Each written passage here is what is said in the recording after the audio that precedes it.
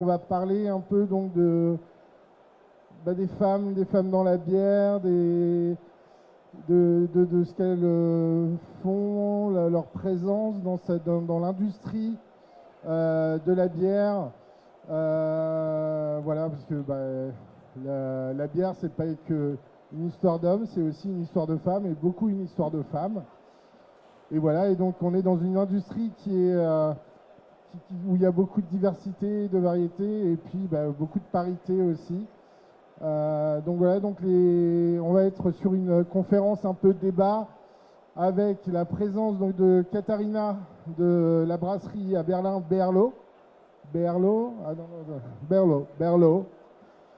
Ensuite, vous avez Gabe qui représente la brasserie Brooklyn Brewery, donc qui est à New York.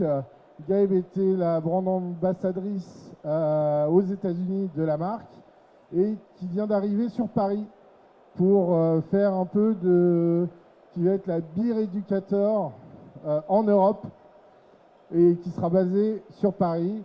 Et puis Lottie qui représente la Brewer Association, elle représente l'antenne anglaise.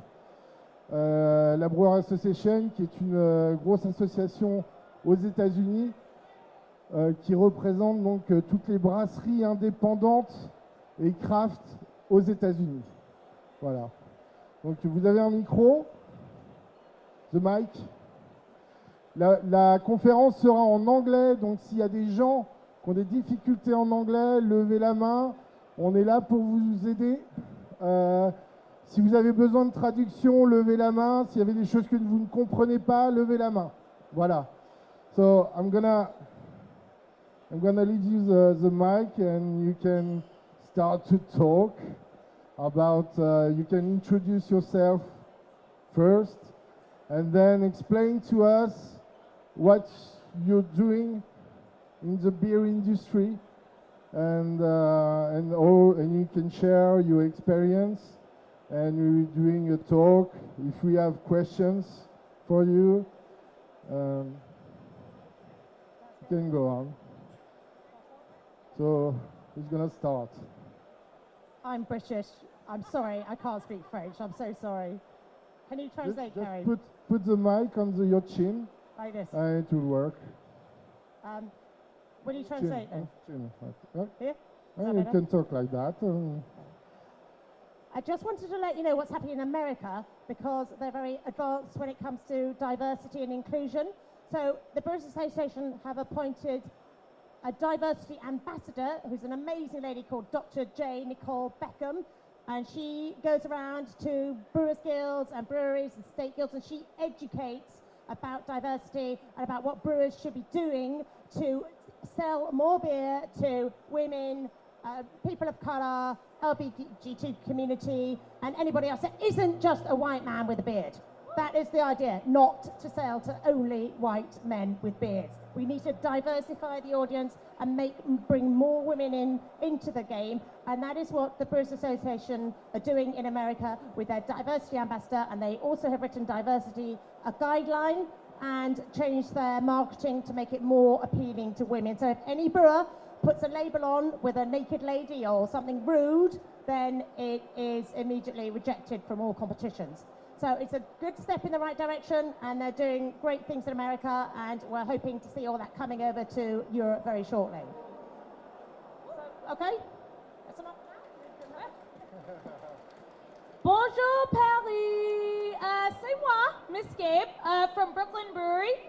Lottie just did it in me. Ooh, sorry France, you weren't ready for that. So as Lottie was just saying, so much has changed in the past couple of years in the United States.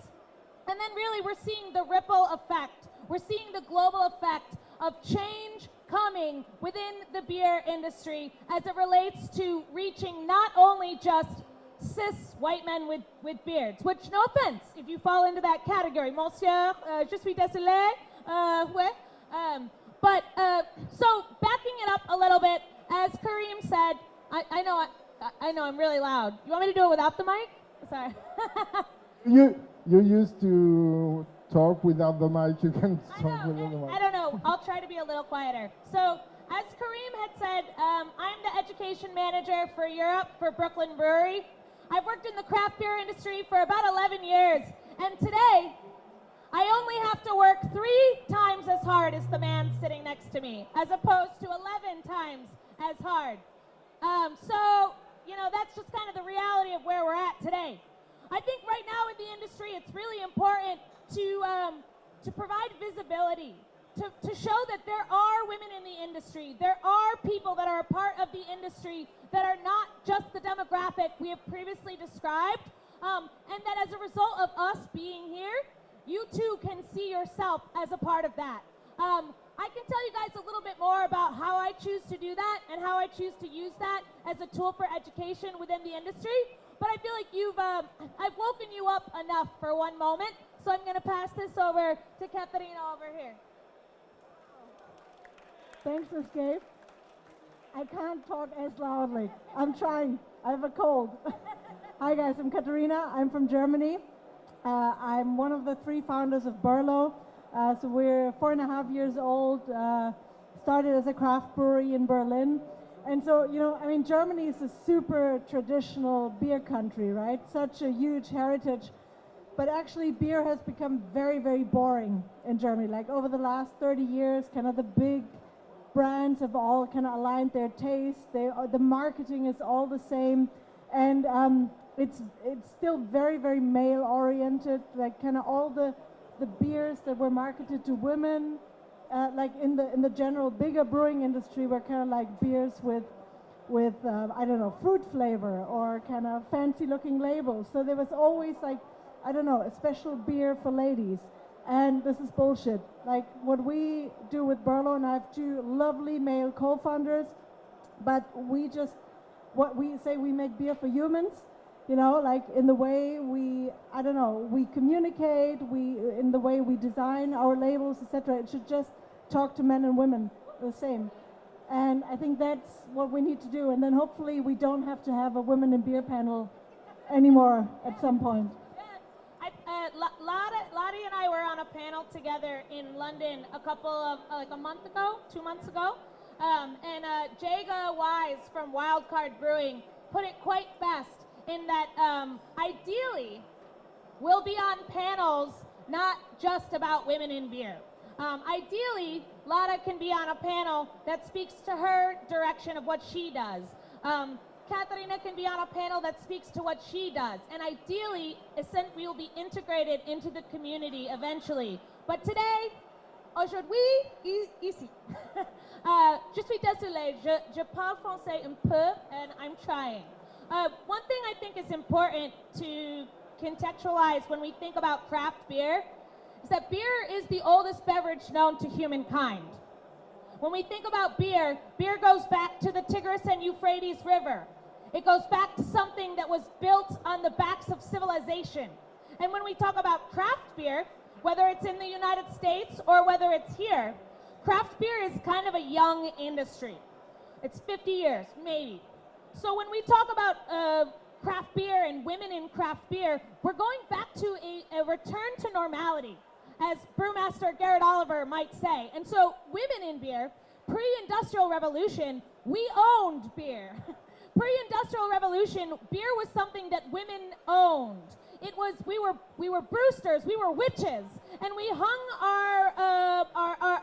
our tools of making beer over our homes, which indicated that we had made a fresh batch of beer. And so although beer as we know it is the oldest beverage known to humankind, craft is only 50 years old. And so women have been excluded for a small period of time, and we are returning back to our seat of leadership within the beverage industry, specifically beer. So that's what we're doing here today on this panel.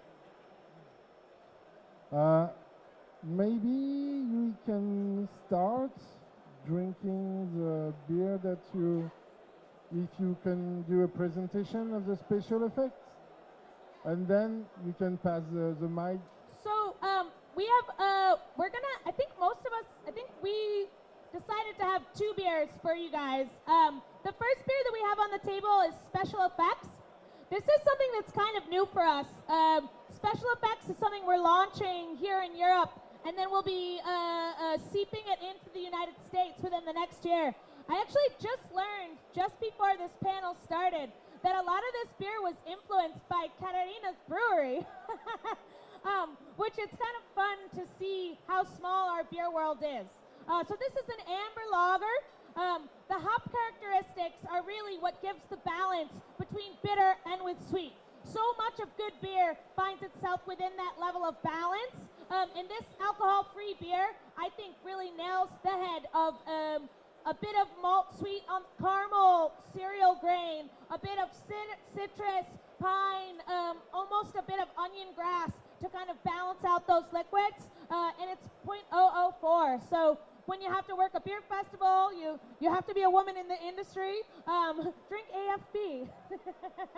I hope you guys enjoy this beer as much as we do. And if you want to know about where you can find this beer in France, the woman eating a sandwich at the back of this panel can help you find that beer. Do you guys have any questions about alcohol-free beer as it relates to us or anyone? Yeah, can you hear me? You are promoting equality, so between women and men. And actually, to me, this beer is pretty much targeting women only, so I'm like a bit confused.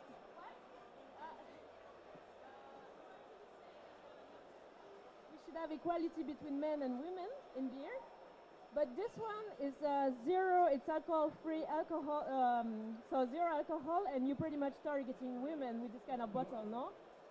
I think it depends on the kind of women that you're talking about. For me, I haven't worn purple in probably about 25 years, and almost every woman that I know doesn't necessarily identify only within purple. So I don't mean to say you're wrong, and I think your opinion is a totally valid place.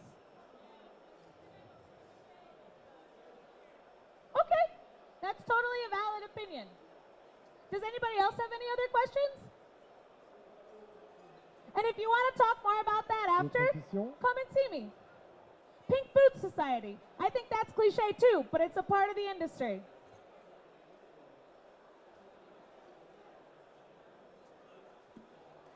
I think it's really important I think it's also really important if you do see any examples of sexism in the industry, or if you see any labels or names of beers that are misogynist or sexist, you call them out. You know, social media is a huge influencer these days. If there's anything that you don't like or you think shouldn't be there, then we all need to be raising the profile. We all need to be telling these guys that they shouldn't be putting these labels or these names on beers. And I think it's essential that we all act responsibly and we all take it upon ourselves not to let these labels ever appear again. Did you have a question? Oh, okay. I actually just wanted to ask you, because I know that the discussion, especially in the US, is going on a lot about the sexist labels and the names and everything. I feel like in Germany, because we were so late to the craft beer game, I feel like the general awareness has been a lot better about misogynist things. So I feel like we didn't even go so much through that phase, which is good. At least that's what I'm feeling. But how did it develop? Like, when did it start in the US or in the UK that people actually got aware and were fighting against that? I think it's been in the last few years, basically, that suddenly there's been far more awareness of sexism in the industry and how women are treated. And there's still a massive gender pay gap in terms of salaries and pays between women and men in all industries, not just the brewing industry. But I think in the last sort of 2 to 3 years, I think the Me Too movement has helped. So you have the Me Too movement here in France. I mean, that's, you know, women, girl power, doing as well as men. And it's all quite recent. And I think it's increasing there as women are becoming far more strident and authoritative and making their voice heard, for sure. I think also that I think that a lot of things about being a woman in the beer industry are not necessarily specific to just only the injustices of the beer industry. I think patriarchy is a bitch, no matter where you are. No matter what industry you work in, whether it's film, whether it's fashion, whether it's architecture, there are injustices that come with being a non-male-bodied person, no matter where you are. And so I think within the beer industry, as it relates to labels or beers or what you did, I don't think we even really dared talk about it until, I would say, the last 5 years. It wasn't even something that you really thought that it was relevant to bring up, because then you're bookmarked as this person that is a person that has a problem with these things. And it's great now that we can kind of start to talk about it a little more, and that opinions of all kind are welcome at the table, because it's really, that's what it's about. You guys have any other specific questions, or? Yeah, let's bring out another beer. Do you want to do? Yeah, sure. Can we have the New Belgium from the fridge on the left? The New Belgium La Folie. We've got a beautiful new beer coming out for you to try. Do you want a question? Attends. Wait, we can't hear you. Hi, you guys are really cool. I think that, you know, the Brewers Association and everything is great, but when we're talking craft beer, especially in France, it's that big compared to all the other breweries. And so while everything that's going on has a bigger volume in the US, I think the bigger problem is how are we going to face the industrial beers? Do you think that this conference and what you guys are saying, how do you think this is going to boil over into the industrial beers, and how are they going to react to this movement? So I think all in all, I think that right now something that I'm personally really passionate about is that beer needs all kinds and needs all sizes. And I don't know if, like for me, I was born out of the New York City beer community, but really, I worked in New York City craft beer for the past 10 years, and so there was a point in time where Brooklyn likes to identify as like a big kid in the sandbox, because although we are a 30-year-old brewery, we've only been kind of doing what we do in our way, the right way, for maybe 10 years. We have like 15, 20 years of making mistakes before we really found what we wanted to do. I think that, so that was my opinion on like the greater industry as a whole. I think industrial beer, however you choose to define that, I think industrial beer sees that craft craft is a thing. We have the other half. And I'm not just talking about a New York City brewery. We've reached a point where craft beer is something that threatens the idea of what industrial beer is, as, you know, they're threatened by us, like, gotcha. And it's important that we get to kind of take some lead in that, if you will, from like marketing initiatives, what we think is right, what we think is going to happen. And I think that across the board, industrial beer and craft beer, we don't know how to play in the same space right now. And I think that that's something that we're going to have to learn how to do. And I think women, not that we have to fix everything, but we have a history of generally fixing things. And so I'd like to think that the women and the people that we represent, not that we speak for everyone, but like the women in the industry, I think are going to be a deciding factor that can help to kind of clear the playing field for some of what industrial beer has historically ignored, what industrial beer has historically relied on as marketing initiatives. You know, you look at the post-World War II beer marketing, it's just pissy pilsners in a can where the can looks different, marketed to a different kind of person.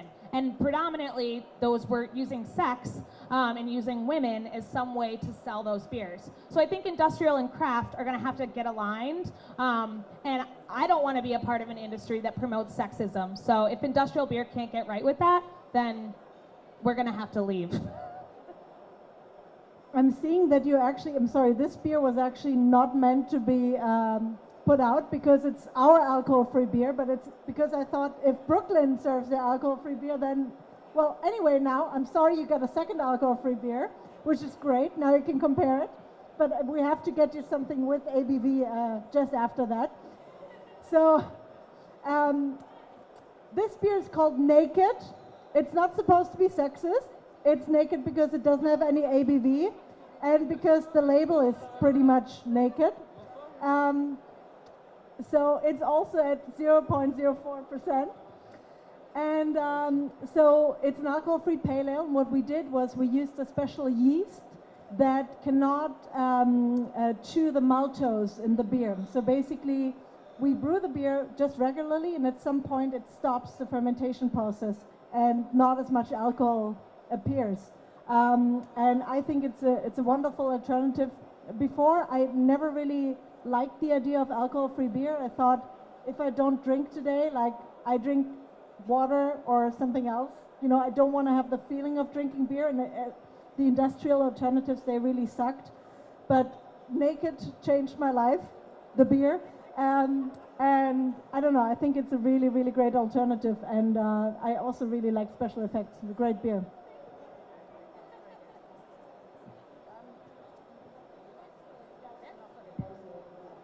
Can we have the La Folie next? It's in the fridge. Next beer. So I just wanted to talk a bit about education and how women perceive themselves, basically. I mean, I think it's really important that women know what they're talking about and can go into a bar and hold their own and hold their head up high and basically sound authoritative and sound like they know what they're talking about. Because if we don't know what we're talking about, we are so not going to be taken seriously.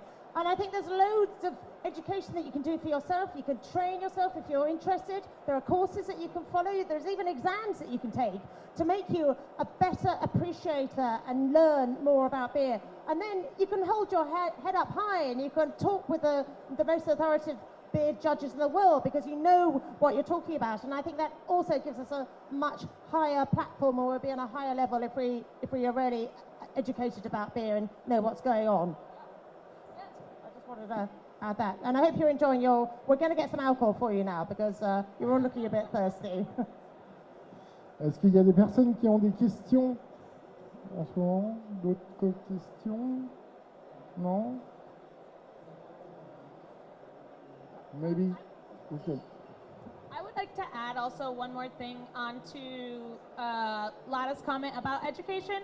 At the end of the day, we as beer makers, as beer marketers, as beer educators, we could know everything there is to know about beer, but it doesn't really matter if what we know, it's about the average drinker knowing about beer. That's the bottom line, is making sure that we can alleviate ourselves as experts, because we're still creating a market, and that's what's really important. What kind of beer that you like with alcohol? What kind of beer do we like with alcohol? With alcohol, yes.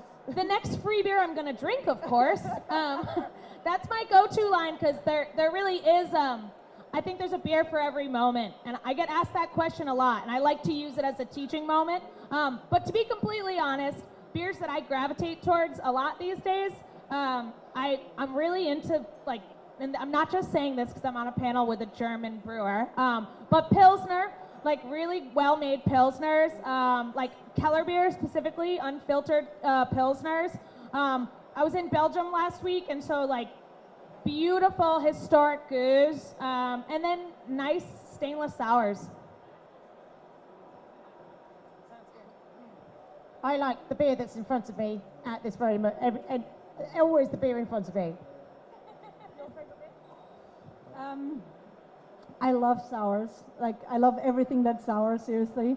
I also love IPAs. So I'm kind of, because I come from Germany, we're going through this, I don't know, phase of, let's not do German beer styles. Let's, you know, like, let's show how different beer can be. But I think it's slowly coming around. Like, when we started 4.5 years ago, what was interesting was that a lot of people, like, when you made a Pilsner or a Helles, as a new craft brewery, people were like, that's not craft beer. It has to be an IPA. So it kind of had to sink in. It's like, it's not about what beer style it is. That doesn't define craft. You know, it's about your attitude and how you make it, and how you're creative and independent. And so that it's still, there's a huge discussion in Germany about what's craft beer, because then, you know, you have the Franconian breweries. They say, oh, well, we have been making craft beer for 400 years. And obviously, like, we have this wonderful tradition of great like handcrafted, handmade beers, but also it's kind of become very, very uniform in taste, and they've been making the same styles over and over again. So there's this big discussion like what is craft and what's not, and I think especially in Germany it's very hard to answer. Brooklyn's brewmaster, Garrett Oliver, Garrett is my mentor, so I feel very lucky every day that I wake up that things have kind of gone this direction. Not a bad mentor to have. But Garrett always has had a very different definition of what craft beer is. And for him, craft beer is any beer with a story. He was a filmmaker, and so Garrett applies the same treatise of making film as to making beer. A good beer should have a beginning, a middle, and an end, and make you feel something, make you think something greater. Obviously, transparency is the name of the game. When we're in an industrial revolution craft world, shenanana, we need to be transparent about who owns what. But the reality of beer as a story is an undeniable reality. And when we as a global market cannot align on one definition of what is craft, then I think a story isn't a bad way to live. Following on from that, I'll tell you the story of this beer now. This is from New Belgium Brewing Company in Fort Collins, Colorado. It's called New Belgium La Folie, which means the folly. It's a sour brown ale, but it's barrel aged in Pedro Jimenez sherry barrels, and it has Tahitian vanilla beans added. The reason why we're trying this one today is because it's made by a female brewmaster called Lauren, who's been at New Belgium for 20 years, and she's an absolute expert. She's the barrel-aged supremo. We're finding in the States now a lot more brewmasters are female, and they have incredibly good senses. Their sensory apparatus in their mouth and their nose is excellent. And a lot more people are going into brewing still. It's a man's world, obviously, but they're learning, they're hungry, they're interested, and this is a really good example of a female brewed beer, and also it's very rare and it's very special too, so please enjoy. We need some up here, don't we? I told Lottie this story when she told me she was going to pour this beer. The overarching moral of the story, if you want to just hear this part and then stop listening, that's totally fine too. The overarching moral is about visibility. 10 years ago, I went to New Belgium for the first time, and I met Lauren. I saw this beer. I had this beer for the first time, and I was already working in the craft beer industry, but seeing someone like that, seeing such a powerhouse already making change and making waves in one of the coolest breweries in the United States, that showed me that there was a place for me. And now I just got moved to Paris by Brooklyn Brewery. I'm the education manager for Europe for Brooklyn Brewery. I've written my own job description for Brooklyn twice, and I could credit a lot of that to Lauren Limbach, who made this beer. So if you don't see yourself in beer, look for you. She's there. Oh, I'm so excited about this. Can we have some of the New Belgium up here? Is there a spare bottle anywhere? I think we're gonna miss it. Anyone got any questions about women in the industry, the beer? I think Karim has one. Thank you. Thank you very much. Do you have a glass? Does anybody have any questions they want to discuss? Yeah, I had some questions about, how can I say that, what are the tools, what are the projects, the events that putting the women in front of the craft beer industries? I heard of a festival called Women's Celebration Fest, something like that. In the United States, there's a festival about women in the beers. What? No, it was not this name. It was like a woman beer celebration festival, something like that. And also Pink Boots. So can you present all those projects? The Brewers Association are making grants, so they're making money available to any festival or any cultural show or heritage or music festival that promotes and embodies the LBGT ethos. and anything to do with women and diversity, they're making grants and funds available to anyone in America that is promoting women in the industry, basically, which is a superb thing to do. So all you have to do is apply, and you get given money to run your festival. I don't think that's happening here yet, sadly. We just started doing, I don't know if you guys read Hop Culture, but we just started, last year in New York, we launched the first annual Beer Without Beards, which is a beer festival that's just for women brewers, just for people that are women that also produce beer. And that's been a pretty fun festival to see grow. Just also really quickly, while I do, just because I see our beer is open as well, the ghost bottle on the table for you guys, that's a beer called Kataya. This beer itself comes through a period of time. This beer I pulled from the depths of our cellar. This was in the bottle since about like late 2015.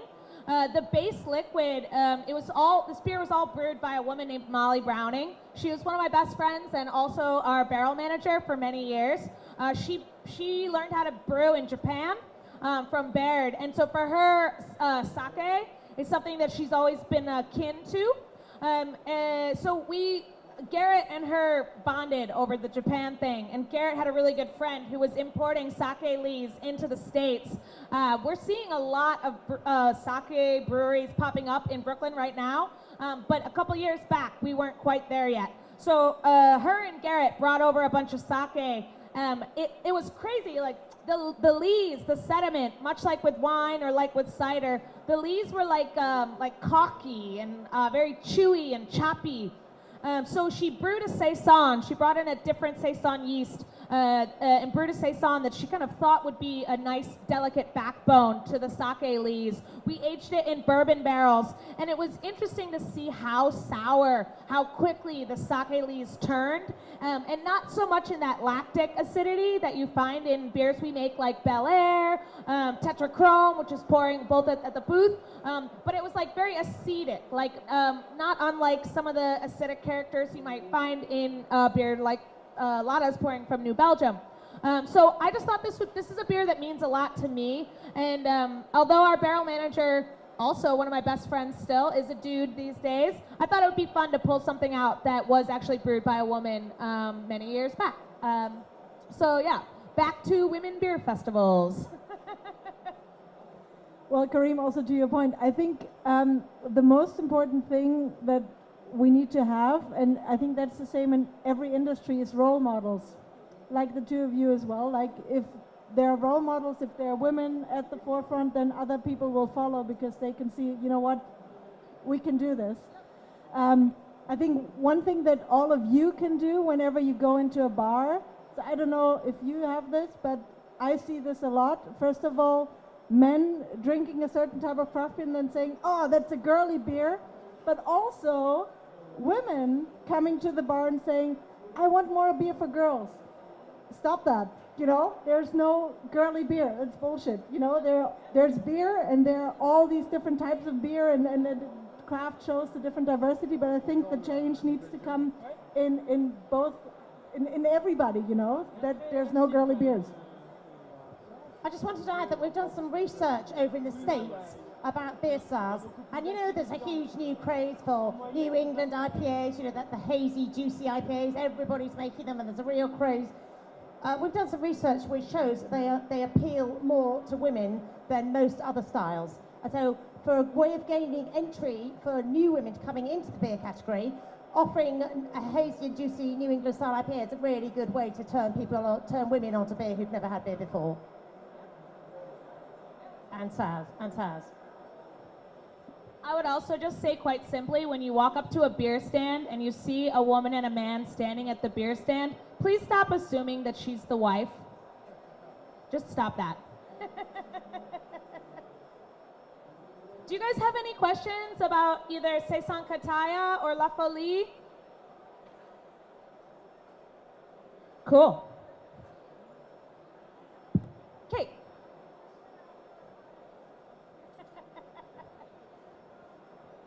Sorry, it's nothing to do with women in beer. I just wanted to know, for the two non-alcoholic beers, is there a difference in the way that you've both approached brewing a non-alcoholic beer? Like, Is there a difference in the process you've used to create a non-alcoholic beer between Brooklyn and Brew? Nope, we're aligned. Okay, so same thing. Okay, cool, that's all. Like Brooklyn Brewery, you know, we're, as a big kid in the sandbox, Garrett Oliver comes from a time of brewers where you didn't necessarily, the last time I said this, I made him sound like a dinosaur that just like crawled out from a rock. So I'm not saying that Garrett Oliver is a dinosaur, but I can like feel him like hating. I'm just gonna get through this. Garrett comes from a time where the internet didn't exist. There wasn't homebrewing clubs on every corner. There weren't a table of beer making books up front at the beer festival. Garrett comes from a time where if you don't know how to do something, you ask someone who knows how to do it. When you wanted to learn about making Belgian bottle reconditioned beers, you go to Belgium. When you want to learn about making lagers, you go to Germany. And when you want to learn how to make really great, amazing, beautiful, non-alcoholic beer, you go to Katarina. Garrett was actually in Berlin and he really liked our alcohol-free beer. Anyway, but alcohol-free beer is a huge market in Germany. It's about 9% of the beer market. It's really crazy. If you go to a German supermarket, you have an entire shelf full of non-alcohol beer. I think in the US, really, it's coming? Yeah? Not so much the US, but in the UK, I'm from the UK, no and low alcohol. Oh, it's just booming. It's booming. It's booming. In the States, it's like just O'Doul's right now, and it's like sad beer. It's like really sad. Well, yeah, actually, we haven't even launched special effects yet in the States because it's all just coming right now. Like it's we wanted to make sure that we didn't like. You know, it's so easy to ruin something before you put it in, before something is ready. And a lot is changing in the States with drinking culture right now. Non-alcoholic beer, the legalization of marijuana. There's a lot of things that are starting to change the way that we drink. And we think that special effects has a huge place on the table. We also want to do things the Brooklyn way, which is that we believe that it is not just about us. In 1991, when Brooklyn was launching Brooklyn Lager in New York, we created a distributorship to bring in other craft brands to create a market so that we could exist. Brooklyn Brewery is founded on the fact that we need to have other breweries as a part of the table. We're making an industry, we're making a community. It's not just about one brewery, it's about the community as a whole. And so as a result of that, like with special effects cannot exist on its own. We are building a community of non-alcoholic beers, not just one. Can I just ask, did anybody partake in International Women's Day here? Hey, great. Okay. Here in France, you had that here in France, and you brewed beers with other female brewers. Yeah, it was a big thing in the UK too, and those are the sort of events that it's great to see. But we want to get to a time when we don't actually need to recognise a Women's Day, that we're just part of the brewing industry, and we don't actually need to stipulate that we're women. We should all just be brewing, and it'd be perfectly normal. But it's still quite fun to have an International Women's Day, that's for sure. Anybody want to talk about anything else in the room? Anything to do with diversity, inclusion? Karen, there's a lady in the front here. I'm a little curious, just after your last comment, Brewdog launched their pink beer. I don't want to call anyone out. Their pink beer. It was 3 years ago, which was, you know, it was all pink, it was cheaper. It was basically the punk IPA, I believe, but cheaper. So how does the Brewers Association, how do you guys respond to having something brought to the specific attention of women, but then again... I think that was a huge marketing ploy, which didn't necessarily work. It didn't work at all. And I think it's just typical Brewdog. They wanted to do something different and something to gain headlines, which they did, but all for the wrong reasons. So personally, I don't think that was the right way to go about getting women into the industry. Mm-hmm. I also think across the board, tearing women down is not the right approach no matter how you go about it. And so I think that I would imagine that there were some women in that marketing department that decided that that was a good idea for them, and that they thought that that was going to be that represented who they were and what they wanted to say about women in beer. For me, as we all know that I haven't worn purple in 20 years, you know, I don't think that that doesn't speak for me. But I think that that's something that we need to keep in mind when we move forward as a bigger industry, is that not everything speaks for every woman. And I was thinking when Lottie was talking about International Women's Day, I loved that, you know, last year I participated at the One collab in New York that was happening. This past year, there were 5 collabs that happened in New York. And this year, I went to Jaga's place in the UK, where Lottie was also at, because there was a collab day that was happening here. There were 4 other that were happening in London. There was a number of them. And so I was able to find the group of women in beer that represented me, as opposed to this like blanket, like women in beer, like statement. And so I think that was bullshit, to answer your question directly. But I also think that you know, I can only speak for myself and my moon cycle. I cannot speak for every other moon cycle in the industry. But don't ever be afraid to be direct.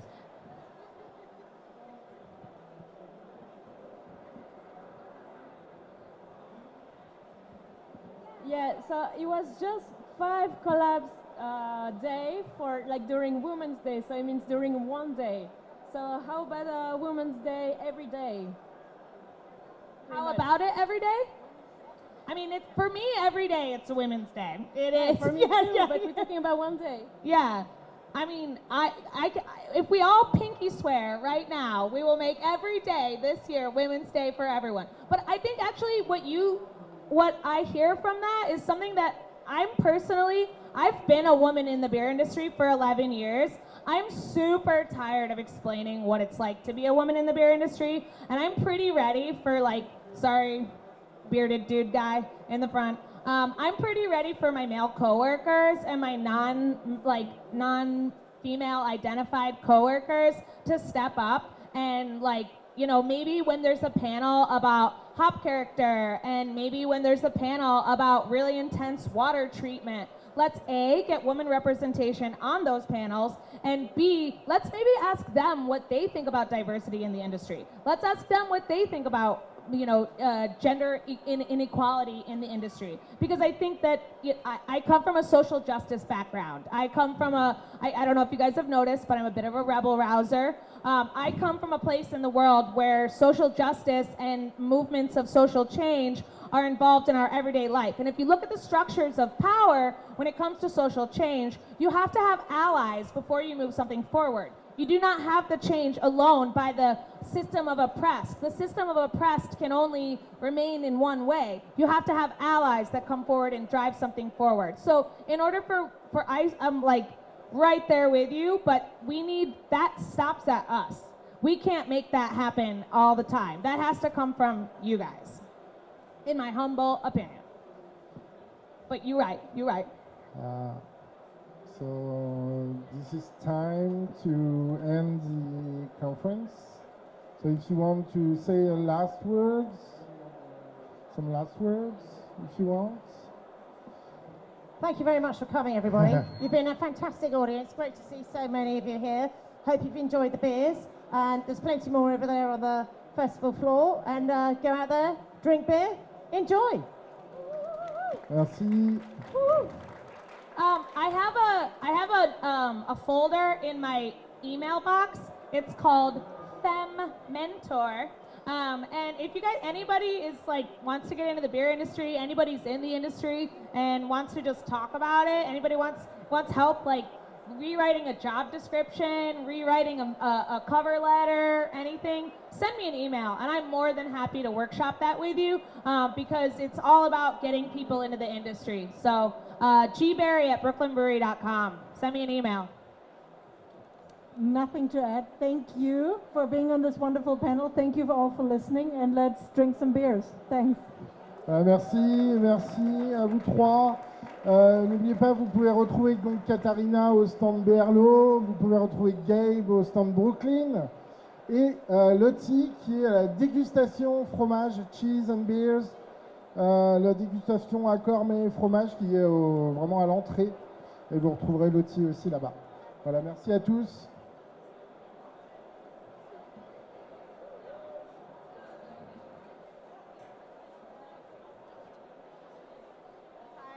What you-